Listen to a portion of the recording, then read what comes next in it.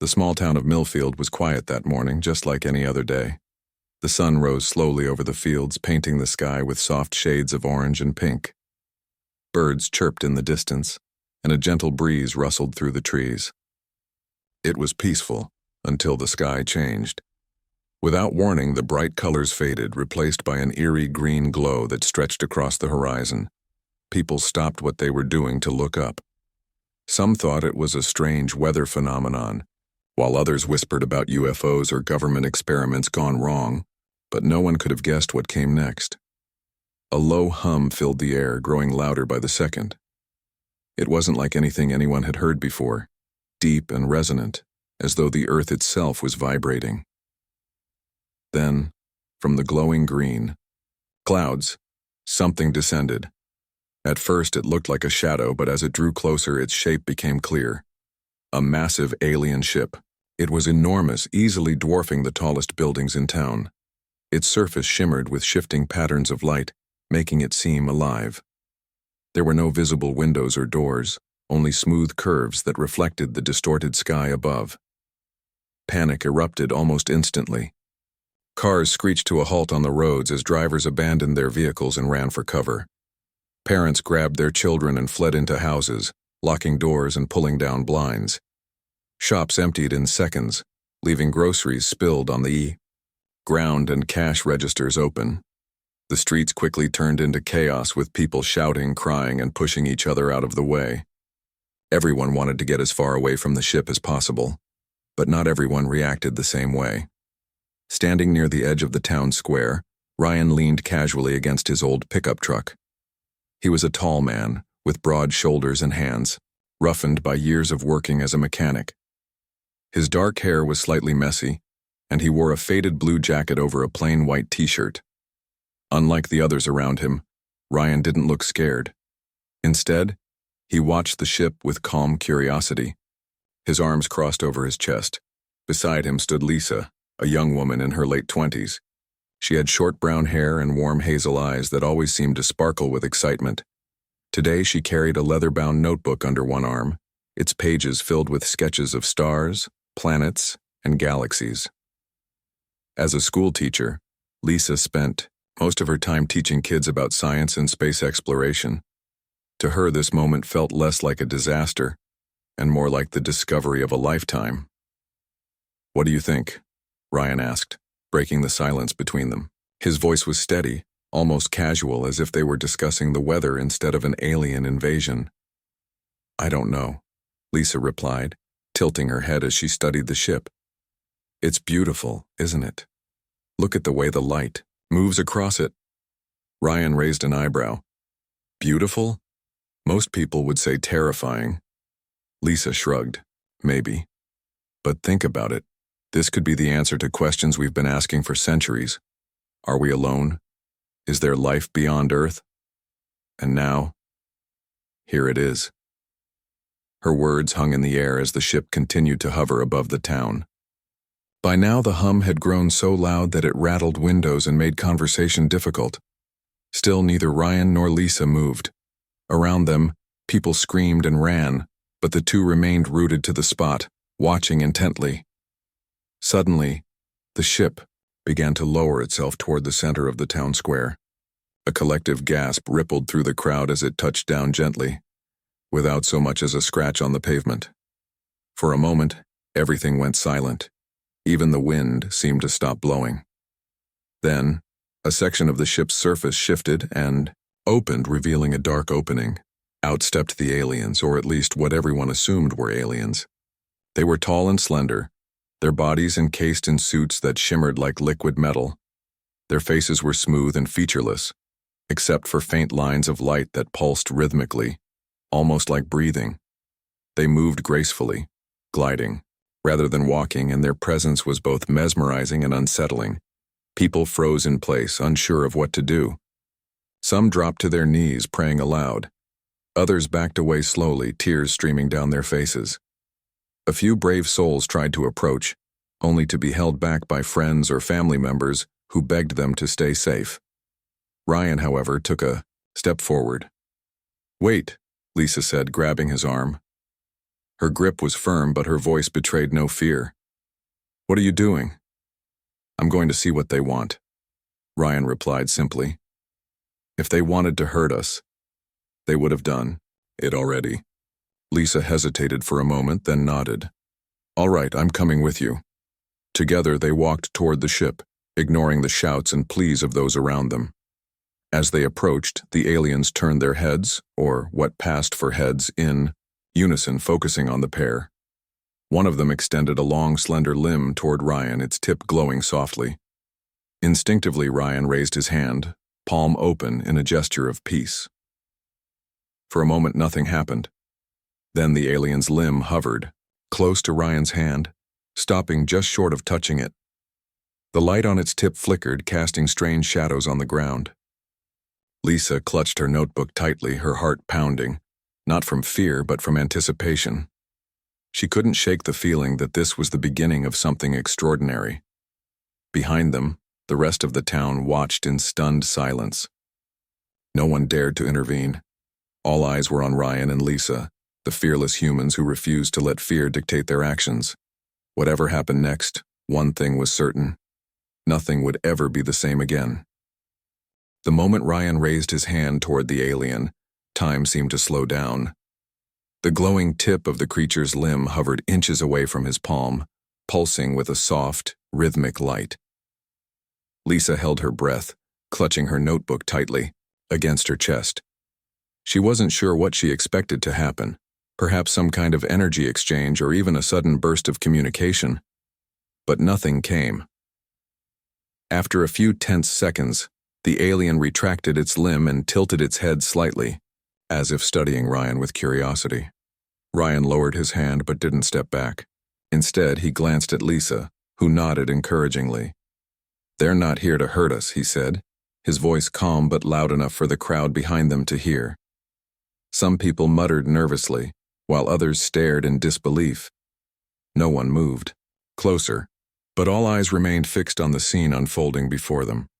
Lisa took a step forward, holding up her notebook so the aliens could see it. She flipped through the pages, showing them her sketches of stars, planets, and galaxies. Her hands trembled slightly, not from fear, but from excitement. She had spent countless nights drawing these images, imagining what might exist beyond Earth's atmosphere. Now, standing face to face with beings from another world, she felt like she was living one of her own dreams. One of the aliens extended a tendril-like appendage toward the notebook, its surface rippling as if made of liquid. It paused over a sketch of the Milky Way, then mimicked the spiral shape with its own form. Lisa gasped softly, her eyes widening. "Do you understand?" she asked, though she knew they couldn't possibly comprehend her words. Still, she pointed to the drawing, then to the sky above. The alien responded by shifting its shape again, this time forming an image that resembled Earth, a small blue sphere surrounded by swirling clouds. Ryan watched the interaction with fascination. He didn't fully understand what was happening, but he could tell that Lisa was making progress. The aliens weren't speaking in any language humans could recognize, yet their movements were deliberate and meaningful. They weren't just observing, they were trying to communicate. By now the military had arrived, their trucks rumbling into the square and kicking up dust. Soldiers poured out, armed with rifles and wearing helmets. A commanding officer stepped forward, shouting orders for everyone to step back. "This is a restricted area," he barked, his voice cutting through the tense air. "Move away immediately." The crowd obeyed, retreating several feet, but Ryan and Lisa stayed where they were. The officer glared at them, his jaw tightening. "You two, get back here now," he demanded. Ryan shook his head. "We're fine," he replied evenly. "These visitors aren't dangerous." The officer scowled, raising his rifle slightly. "That's not your call to make. Stand down, or we'll take action." Lisa turned to face him, her expression firm. "Please," she said, "just give us a minute. Look, they're not attacking. They're trying to talk to us." The officer hesitated, glancing at the aliens. True enough, they hadn't shown any signs of aggression. In fact, they appeared more curious than threatening. Still, protocol was protocol. "This is a matter of national security," he snapped. "Now step aside." Before anyone could react further, one of the soldiers fired a warning shot into the air. The sharp crack echoed through the square, startling everyone, including the aliens. For a brief moment, the creatures froze, their glowing forms dimming slightly. Then, as if sensing no real threat, they resumed their calm demeanor. The officer cursed under his breath, lowering his weapon. "Hold your fire!" he shouted to his men. Turning back to Ryan and Lisa, he added, "You've got 5 minutes. Make it count." Ryan nodded, relief washing over him. He and Lisa returned their attention to the aliens, who now seemed even more intrigued by the humans' behavior. One of them reached out again, this time touching the edge of Lisa's notebook, lightly. The contact sent a faint ripple through the paper, and Lisa instinctively pulled it back, startled. But when she looked closer, she realized there was no damage, only a faint glow lingering on the page. "They're learning," Lisa whispered, her voice filled with awe. "They're adapting to us." Ryan nodded slowly. "And we need to do the same."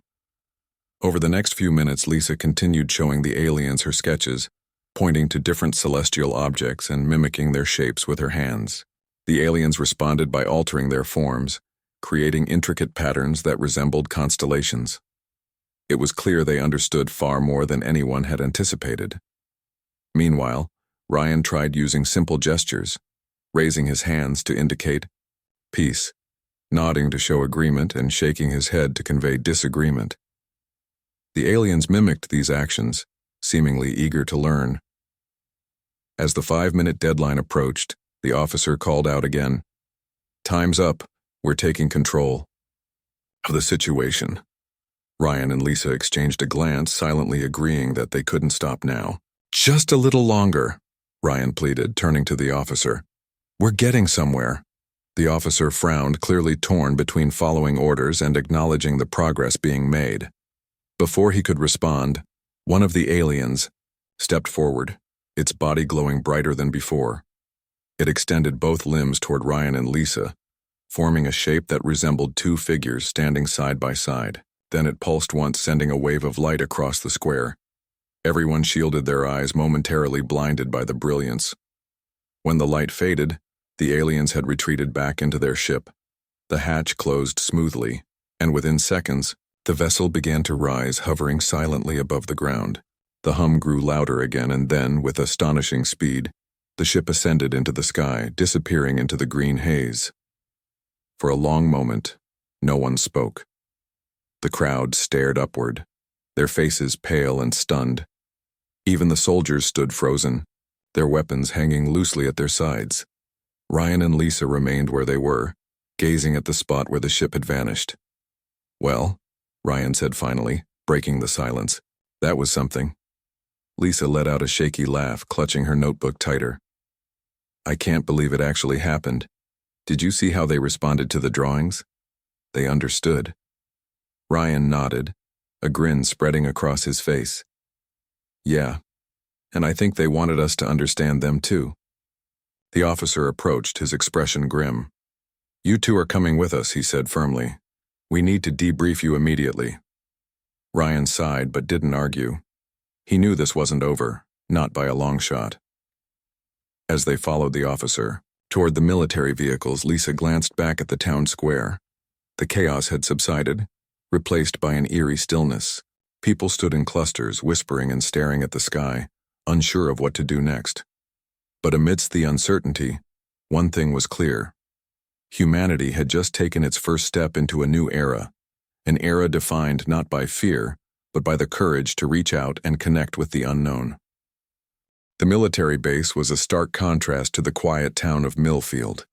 Bright fluorescent lights buzzed overhead, and the air smelled faintly of metal and cleaning chemicals. Ryan and Lisa sat in a small, windowless room, their chairs pulled up to a plain wooden table. Across from them sat two officers, one stern-faced with close-cropped hair, the other younger and more curious-looking. A tape recorder sat in the center of the table, its red light blinking steadily. "Let's start from the beginning," the older officer said, leaning forward. His tone was firm, but not unkind. "Tell us everything that happened." Ryan glanced at Lisa, who gave him a slight nod. He cleared his throat and began recounting the events in the town square. The arrival of the ship, the aliens' calm demeanor, and the attempts at communication. Lisa chimed in when it came to describing her sketches and how the aliens had responded by mimicking the shapes. Both of them spoke slowly, choosing their words carefully, aware that every detail mattered. As they talked, the younger officer scribbled notes furiously, occasionally glancing up with wide eyes. The older officer listened intently, his expression unreadable. When they finished, he leaned back in his chair, rubbing his temples. "You're telling me these creatures didn't show any signs of hostility?" "No," Ryan replied firmly. "Not even when your soldier fired that warning shot. They just watched like they were trying to figure us out." "And you think they were trying to communicate?" the younger officer asked, his voice tinged with disbelief. Lisa nodded, enthusiastically.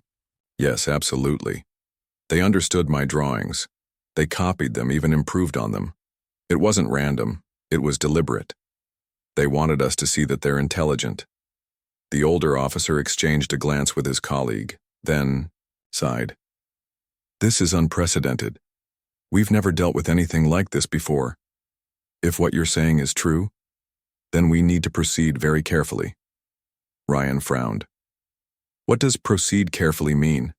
Are you planning to send more soldiers next time? Because I don't think that's going to help." The officer bristled slightly but kept his composure. "We have protocols for situations like this. Public safety is our top priority." "But public safety doesn't mean shutting people out," Lisa interjected. Her voice was calm but insistent. "If you scare everyone into thinking the aliens are dangerous, you'll only make things worse. People are already terrified. Fear isn't going to solve anything." The officers exchanged another look, this one heavier with uncertainty. Finally, the older man stood up. "We'll take your statements into consideration. For now, you're free to go, but don't leave town. We may need to speak with you again." Ryan and Lisa thanked them and left the room, stepping out into the cool night air. The drive back to Millfield was quiet, both of them lost in thought. When they arrived, the town felt different, quieter, almost hollow. Many residents had fled, seeking refuge in nearby cities. Those who stayed moved cautiously, their faces pale and drawn. Whispers about the aliens filled the streets, ranging from wild conspiracy theories to prayers for divine intervention. Despite the tension, Ryan and Lisa refused to let fear dictate their actions. Over the next few days, they worked tirelessly to share what they had learned. They visited neighbors, spoke at community meetings, and answered endless questions from reporters who flocked to the town. Their message was simple. The aliens weren't enemies. They were explorers, just like humans, and they deserved a chance to be understood. Not everyone agreed. Some accused Ryan and Lisa of being naive or reckless. Others claimed they were part of a government cover-up, hiding the real truth about the aliens' intentions. One particularly heated argument erupted during a town hall meeting, where a man named Greg, a burly mechanic with a booming voice, stood up and pointed a finger at Ryan. "How do we know those things won't come back and wipe us out?" he demanded. "You're gambling with all our lives." Ryan met his gaze without flinching. "I'm not gambling, Greg. I'm trusting what I saw. Those aliens could have done whatever they wanted. They had the power. But they chose peace instead. Doesn't that count for something?" Greg scowled but didn't respond. Around the room, murmurs of agreement and disagreement rippled through the crowd. It was clear that opinions were divided, and tensions were running high. Amidst the chaos, a small group of locals began rallying around Ryan and Lisa. Among them was Alex, a journalist who had initially come to Millfield to report on the alien encounter, but ended up staying after witnessing the couple's determination.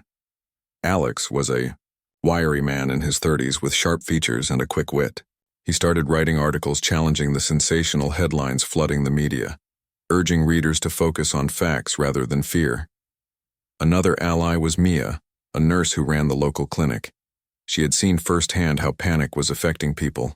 Heart attacks, anxiety attacks, even fights breaking out over supplies. Determined to make a difference, she organized a makeshift shelter in the town's community center, offering food, water, and medical care to those who stayed behind. Fear doesn't fix anything, she told anyone who would listen. But working together might. With Alex documenting their efforts and Mia providing support, Ryan and Lisa found themselves at the center of a growing movement. More people joined their cause, inspired by their courage and conviction. Even skeptics like Greg softened slightly, though they remained cautious. Meanwhile, news of the encounter spread far beyond Millfield. Governments around the world issued statements calling for calm, while scientists debated the implications of first contact. Religious leaders held sermons, some welcoming the aliens as messengers of hope, others condemning them as harbingers of doom. Conspiracy theories flourished online, with videos claiming the aliens were either saviors or invaders racking up millions of views. Through it all, Ryan and Lisa stayed focused. They spent hours discussing strategies with Alex and Mia, brainstorming ways to build trust between humans and the aliens if, or when, they returned. Lisa pored over her notebook, refining her sketches and adding new ideas based on the patterns the aliens had shown her. Ryan tinkered with old radio equipment in his garage, attempting to create a device that could mimic the aliens' light-based communication. Their work wasn't easy. Supplies were limited, and skepticism lingered. But each small victory brought them closer to their goal. One evening, as they sat together on Ryan's porch watching the sunset, Lisa turned to him with a hopeful smile. "Do you think we can really do this?" she asked. "Change the way people see them?" Ryan looked at her, his expression thoughtful. "I don't know," he admitted, "but I do know one thing: we can't give up, not now. If we can get even a few people to stop being afraid, maybe that's enough to start something bigger." Lisa nodded, her smile widening. "Then let's keep going. Whatever happens next, we'll face it together." As darkness fell over Millfield, the town remained divided, but a spark of hope had been lit. And in the hearts of those who dared to believe, that spark burned brightly, ready to grow into a flame. The days following the alien encounter were a blur of activity for Ryan, Lisa, and their small group of supporters. Tensions in Millfield continued to rise as rumors spread like wildfire, fueled by both fear and curiosity. Some residents had packed up and left, seeking safety elsewhere, while others stayed behind, torn between hope and caution. The military maintained a heavy presence in the town, setting up checkpoints and patrolling the streets. Soldiers kept watch day and night, their rifles slung over their shoulders ready for anything, or so they claimed. Despite the chaos, Ryan and Lisa remained steadfast in their mission. They spent hours each day meeting with locals, answering questions and sharing their experiences. Alex wrote article after article, countering misinformation and urging people to keep an open mind. His words reached far beyond Millfield, sparking debates across social media and news outlets. Mia worked tirelessly at the community center, tending to those who were overwhelmed by stress or exhaustion. Together, the four of them formed a tight-knit team, determined to bridge the gap between humanity and the unknown. But not everyone shared their optimism. A faction of townspeople led by Greg grew increasingly frustrated with what they saw as reckless behavior. "You're putting us all at risk," Greg snapped during one heated exchange outside the community center. "What happens when those things come back and decide we're not worth keeping around?" "They're not things, Greg," Lisa replied firmly. "They're intelligent beings, and if you'd seen them the way we did, you'd know they're not here to hurt us." Greg crossed his arms, his face red with anger. "That's easy for you to say. You weren't the one dodging panic-stricken crowds or cleaning up after riots broke out." Ryan stepped forward, his voice calm but firm. "We're not denying it's been tough, but running away won't solve anything. If we want to survive this, not just today but in the future, we need to learn how to coexist. Fear isn't going to get us there." Greg muttered something under his breath and stormed off, leaving the group to continue their work. Though arguments like these were exhausting, they only strengthened Ryan and Lisa's resolve. Every challenge reminded them why their efforts mattered. One evening, as the sun dipped below the horizon, casting long shadows across the town square, a new crisis emerged. A rogue militia group arrived in Millfield, armed with weapons and a fiery determination to protect the town from the aliens. Their leader, a grizzled man named Carl, gave a rousing speech in front of the local diner, rallying a small crowd of frightened residents. "We can't rely on the government to save us," he shouted, his voice echoing through the empty streets. "If those creatures come back, we'll be ready." Ryan and Lisa watched from a distance, their stomachs sinking. This was exactly the kind of reaction they had feared, fear turning into aggression. Without hesitation, they approached Carl, hoping to reason with him. "Listen," Ryan began, holding up his hands in a gesture of peace. "I get that you're scared. We all are. But attacking the aliens isn't the answer." Carl sneered, gripping his rifle tightly. "And what do you suggest? Sitting around waiting for them to strike first?" "No," Lisa interjected quickly. "We suggest talking to them, learning from them. They've already shown they're peaceful. If you'd been there, you'd understand." Carl laughed bitterly. "Peaceful? You call showing up uninvited peaceful? Mark my words, they'll turn on us sooner or later, and when they do, we'll be ready." Before Ryan or Lisa could respond, Alex stepped forward, his notebook in hand.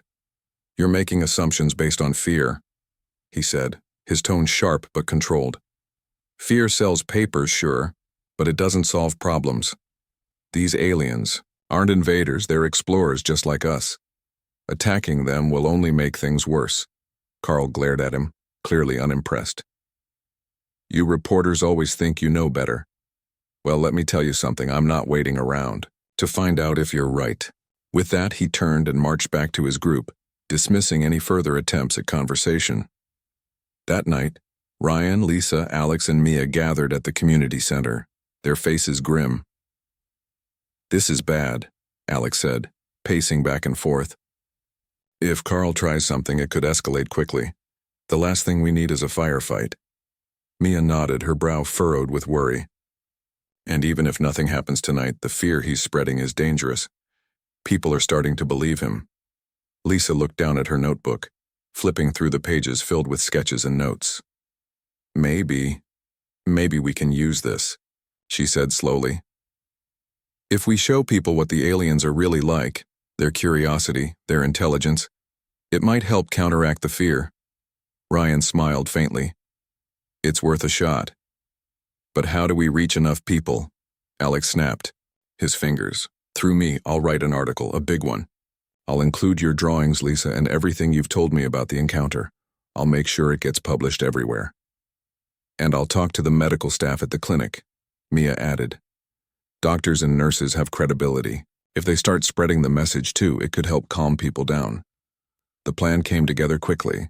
Over the next few days, Alex worked tirelessly on his article, pouring every ounce of skill and passion into the piece. When it was finally published, it went viral almost instantly. Readers marveled at Lisa's sketches and the detailed account of the peaceful interaction. For the first time, many began to question whether the aliens truly posed a threat. Meanwhile, Mia spoke to her colleagues and patients, emphasizing the importance of staying calm and working together. Her soothing demeanor helped ease some of the tension in the town. Slowly but surely, the tide began to turn. More people started attending the community meetings organized by Ryan and Lisa, asking questions and sharing ideas instead of succumbing to panic. Then one fateful morning, the sky turned green again. The hum returned, louder and more resonant than before. Everyone froze, their hearts pounding as the massive ship descended into the town square once more. This time, however, the atmosphere was different. Instead of chaos, there was a tense silence. People stood in clusters, watching, with wide eyes but no screams or running. Carl and his militia group appeared, their weapons drawn. "Stay back," Carl barked, stepping forward. "I won't let them take us by surprise." Ryan and Lisa exchanged a glance, then moved toward the ship. "Wait," Lisa called out, raising her hands. "Let us handle this." Carl hesitated, glaring at them. "This is a mistake. Ignoring him, Ryan and Lisa approached the ship as it touched down gently. The hatch opened, and the aliens emerged, their glowing forms shimmering in the sunlight. One of them extended a limb, mimicking the shape of Earth once again. Lisa held up her notebook, pointing to her sketches and smiling. The alien responded by pulsing its light rhythmically, almost like a greeting. Behind them, Carl raised his rifle, aiming directly at the creature. "Stop right there!" he shouted. "No!" Ryan yelled, stepping between Carl and the alien. "Don't do this." For a moment, everything hung in the balance. Then, the alien shifted its form, projecting images into the air, scenes of Earth's beauty, forests, oceans, mountains. It followed these with darker images, wars, pollution, destruction. The message was clear. Humanity had potential, but its choices would determine its fate. Tears welled up in Lisa's eyes as she turned to the crowd. "They're showing us who we are," she said softly, "and who we could be." Carl lowered, his weapon, his face pale.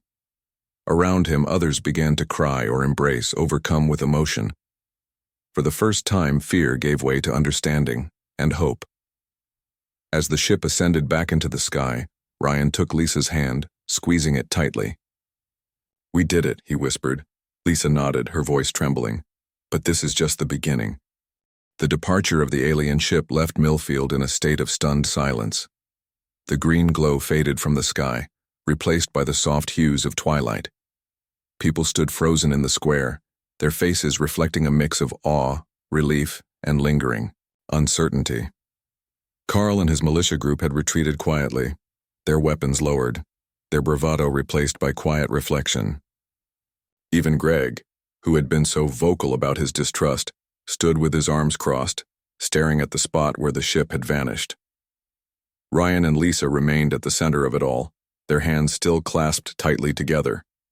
Around them, the townspeople began to murmur, some voicing gratitude, others asking questions. "What happens now?" one woman asked, her voice trembling. "Are they coming back?" Lisa turned to face the crowd, her expression calm but resolute. "I don't know if they'll come back," she admitted.